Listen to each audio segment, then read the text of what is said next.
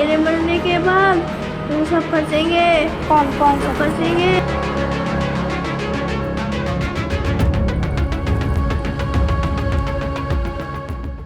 राजस्थान के श्री गंगानगर से सामने आया यह मामला सिर्फ एक गैंगरेप केस नहीं है। ये मामला कई ऐसे सवाल खड़े करता है जिनका जवाब सिर्फ पुलिस नहीं बल्कि पूरे सिस्टम को देना होगा। आखिर कैसे 13 साल की मासूम बच्ची 5 दिनों तक अलग अलग होटलों में घूमती रही, कैसे दर्जनों लोग उसके संपर्क में आए और इतने दिनों तक किसी ने पुलिस को सूचना तक नहीं दी। आइए शुरुआत से समझते हैं कि आखिर पूरा मामला क्या है। 18 जून 2026 को राजस्थान और पंजाब की सीमा पर बसे श्री गंगानगर जिले की रहने वाली 13 साल की एक मासूम बच्ची अपनी इंस्टाग्राम फ्रेंड से मिलने विजयनगर गई थी। शाम को वह बस से वापस श्री गंगानगर पहुंची। घर जाने के लिए उसने एक ई-रिक्शा लिया था, लेकिन वह कभी घर नहीं पहुंची। परिवार ने रिश्तेदारों, दोस्तों और आसपास हर जगह उसकी तलाश की। 5 दिन तक बच्ची का कोई पता ही नहीं चला। 22 जून को उसकी मां ने पुलिस में गुमशुदगी की शिकायत भी दर्ज कराई। हालांकि पुलिस का कहना है कि शिकायत दर्ज होने से पहले ही उन्हें इस मामले की जानकारी मिल चुकी थी और जांच शुरू कर दी गई थी।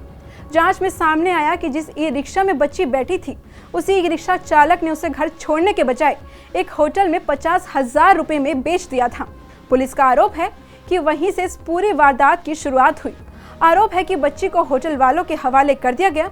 इसके बाद अगले 5 दिनों तक उसे अलग अलग होटलों में रखा गया। पुलिस के अनुसार इस दौरान कई लोगों ने उसके साथ दुष्कर्म किया। जांच में अब तक 30 से ज्यादा लोग शामिल होने की बात सामने आई है, जिनमें 18 आरोपियों को गिरफ्तार किया जा चुका है। बाकी आरोपियों की तलाश भी जारी है। लेकिन इस केस का सबसे चौंकाने वाला हिस्सा सिर्फ यही नहीं है। पुलिस जांच के मुताबिक बच्ची को एक होटल से दूसरे होटल ले जाया जाता रहा। जांच में ये भी सामने आया कि कुछ होटल कर्मचारियों और मैनेजरों की भूमिका भी जांच के दायरे में है। सबसे गंभीर आरोप ये है कि बच्ची की तस्वीरें मोबाइल फोन के जरिए दूसरे लोगों तक भेजी गई। पुलिस इस बात की जांच कर रही है कि क्या इन्हीं तस्वीरों के आधार पर उन लोगों को होटलों तक पहुंचाया जा रहा था। अगर जांच में यह आरोप साबित होता है तो यह सिर्फ एक गैंगरेप केस नहीं बल्कि एक संगठित आपराधिक नेटवर्क का मामला भी बन सकता है। अब बात करते हैं उन सवालों की जो पूरे सिस्टम पर खड़े हो रहे हैं। स्थानीय सामाजिक कार्यकर्ताओं और मीडिया रिपोर्ट्स के मुताबिक श्री गंगानगर जिले में 150 से ज्यादा होटल संचालित हो रहे हैं, लेकिन दावा किया जा रहा है कि इनमें से सिर्फ करीब 40 के पास ही वैध लाइसेंस या रजिस्ट्रेशन है। अगर ऐसा है तो बाकी होटल किस आधार पर चल रहे थे? क्या वहां नियमित जांच होती थी? क्या गेस्ट की पहचान यानी आईडी वेरिफिकेशन किया जाता था? क्या प्रशासन की तरफ से समय समय पर इंस्पेक्शन किया जाता था? और अगर नहीं तो आखिर क्यों ये सवाल प्रशासन के सामने भी खड़े हैं? एक और सवाल, एक बच्ची लगातार 5 दिनों तक अलग अलग होटलों में रही, लेकिन किसी कर्मचारी, किसी गेस्ट या आसपास मौजूद किसी व्यक्ति ने भी पुलिस को सूचना क्यों नहीं दी? क्या किसी को कुछ दिखाई नहीं दिया या फिर सब कुछ देखकर भी अनदेखा कर दिया गया? यही वजह है कि यह मामला सिर्फ अपराध नहीं बल्कि सिस्टम की जवाबदेही पर सवाल खड़े कर रहा है। फिलहाल पुलिस ने इस मामले में कई आरोपियों को गिरफ्तार किया है। पीड़िता का मेडिकल कराया गया है, उसके बयान भी दर्ज किए जा चुके हैं। आरोपियों की पहचान भी कराई जा चुकी है। मीडिया रिपोर्ट्स के मुताबिक जिन 3 होटलों में कथित तौर पर अपराध हुआ, उनके खिलाफ प्रशासन ने कार्रवाई करते हुए बुलडोजर भी चलाया है।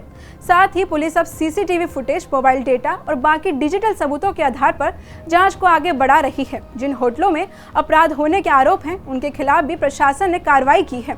इस घटना के बाद श्री गंगानगर में लोगों का गुस्सा भी देखने को मिला। कई सामाजिक संगठनों और छात्र संगठनों ने सड़कों पर उतरकर आरोपियों के खिलाफ सख्त कार्रवाई की मांग की। लोगों का कहना है कि इस मामले में सिर्फ आरोपियों को गिरफ्तार नहीं करना चाहिए बल्कि ये भी पता लगाना चाहिए कि कहीं सुरक्षा व्यवस्था में कोई ऐसी चूक तो नहीं थी जिसका फायदा उठाकर यह पूरा अपराध कई दिनों तक चलता रहा। फिलहाल जांच जारी है। आने वाले दिनों में पुलिस की जांच और अदालत की सुनवाई से यह साफ होगा कि इस पूरे मामले में किसकी क्या भूमिका थी।